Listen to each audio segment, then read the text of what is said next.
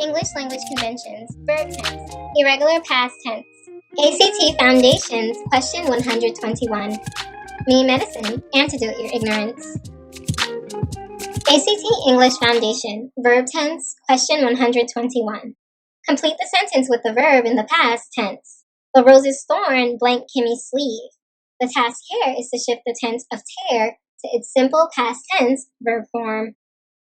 Here's what I need you to understand.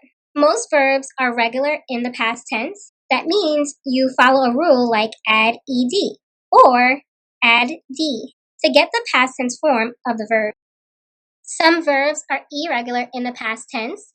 That means you don't follow a rule. Instead, you must remember the past tense form of the verb. Check out this example.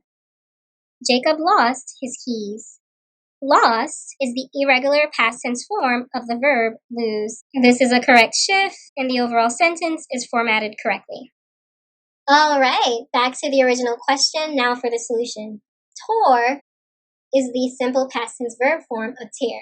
This is an irregular simple past tense verb form because it doesn't end in a D or an ED, so you'll have to commit it to memory.